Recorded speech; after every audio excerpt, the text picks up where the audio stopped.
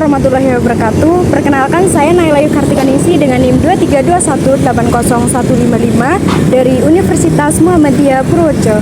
Kali ini saya sedang berada di alun-alun Purworejo untuk melaksanakan dongeng pada hari Minggu. Untuk kelengkapan videonya, simak video berikut ini.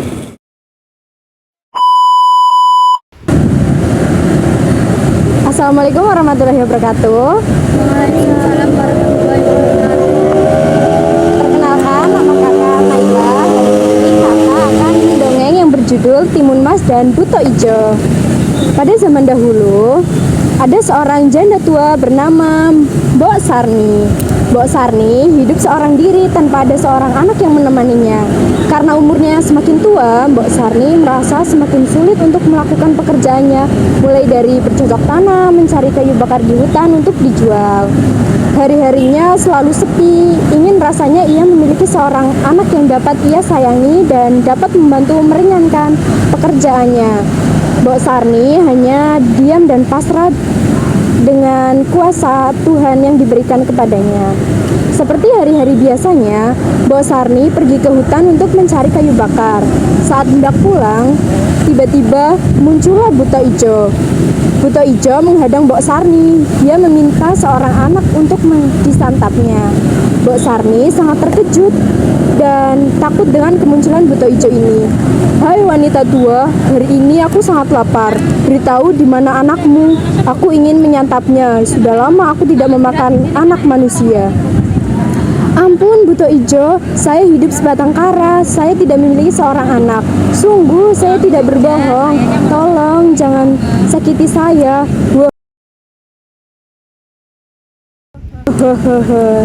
Tanpa diduga, Buto Ijo memberikan biji mentimun kepada Mbok Sarni. "Wanita tua, aku tidak akan menyakitimu. Sebagai gantinya, tanamlah biji mentimun ini. Dalam waktu 2 minggu, kau akan memiliki anak." "Hah? Apakah Tuan Buto Ijo ingin memberiku seorang anak? Terima kasih atas kemurahan Tuan hati Buto Ijo.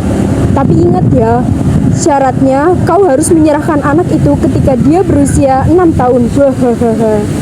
Tanpa berpikir panjang, Mbok Sarni setuju dengan syarat dari Buto Ijo. Mbok Sarni sangat senang, harapannya selama ini bisa menjadi kenyataan. 2 minggu telah berlalu. Biji mentimun yang ditanam Mbok Sarni sudah mulai berbuah. "Hah, ini sudah 2 minggu, sesuai perkataan Buto Ijo, timun yang diberinya telah berbuah." Di antara begitu banyak buah timun yang berbuah, ada satu mentimun yang berwarna kuning dan bersinar. Ia sangat penasaran dengan timun tersebut. Kemudian Mbok Sarni memetik timun itu dan kembali masuk ke dalam rumahnya. Mbok Sarni membawa timun itu dan meletakkannya di atas meja. Mbok Sarni membelah timun itu dengan sangat hati-hati. Betapa senangnya Mbok Sarni saat melihat bahwa isi mentimun itu adalah seorang anak perempuan yang sangat cantik. Harapan terpendamnya selama ini telah terwujud, seorang anak yang dapat menemaninya di masa tuanya. Mbok Sarni pun memberikan anak itu dengan nama Timun Mas. 6 tahun telah berlalu. Timun Mas tumbuh menjadi gadis cilik yang sangat cantik dan ceria.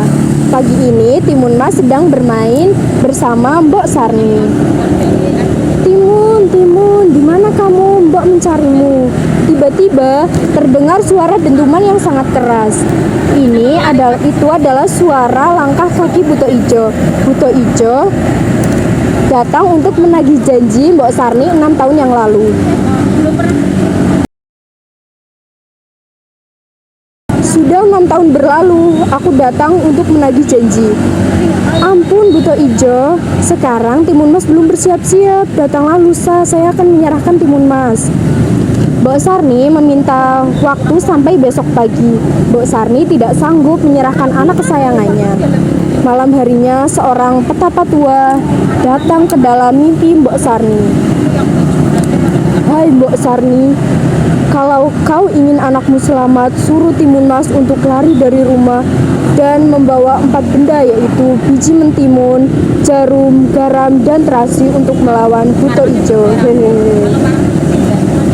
Mimpi itu seolah menjadi kenyataan dan seolah menjadi petunjuk bagi Mbok Sarni. Anak yang sangat disayanginya memiliki kesempatan untuk lolos dari buto ijo yang jahat. Pagi hari pun tiba. Sesuai petunjuk dari petapa semalam, Mbok Sarni menyiapkan bekal untuk Timun Mas. Dia pun berpesan, jika buto ijo mengejarnya, lemparlah senjata itu satu persatu. Ketika bekal itu sudah siap, tiba-tiba buto ijo datang. Mbok Sarni memerintah Timun Mas untuk lari ke hutan. Buto ijo tahu dia telah dibohongi oleh Mbok Sarni. Ia sangat marah. Ia segera lari mengejar Timun Mas.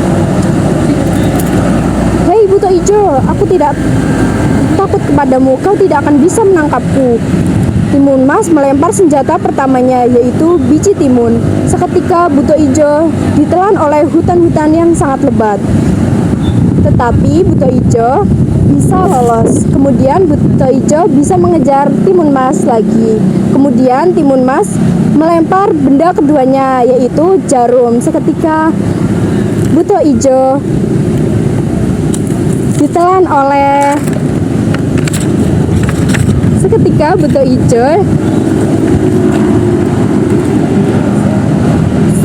buto ijo ditelan oleh bambu-bambu yang menusuk tubuh buto ijo. Tetapi buto ijo bisa lari dan mengejar Timun Mas kembali. Kemudian Timun Mas melempar benda ketiga, yaitu garam. Garam itu berubah menjadi lautan yang menenggelamkan buto ijo. Sebelum buto ijo sanggup menyelamatkan diri, Timun Mas kembali melempar benda terakhir, yaitu terasi. Nah, terasi itu berubah menjadi lautan api yang menenggelamkan buto ijo, sehingga buto ijo telah tiada. Setelah itu, Timun Mas sangat senang karena bisa mengalahkan buto ijo. Kemudian Timun Mas pulang ke rumahnya untuk menemui Mbok Sarni. Ibu, aku pulang. Aku bisa mengalahkan raksasa jahat itu. Mbok Sarni sangat senang bisa mendengar kabar bahwa buto ijo telah tiada. Anak yang ia sayanginya sudah tidak akan diambil dan disakiti oleh buto ijo. Mereka pun hidup bahagia selama-lamanya. Nah, nasihat dari cerita ini adalah kebaikan akan selalu menang melawan kejahatan. Berperilakulah yang baik agar mendapat teman-teman yang baik pula. Terima kasih. Assalamualaikum warahmatullahi wabarakatuh.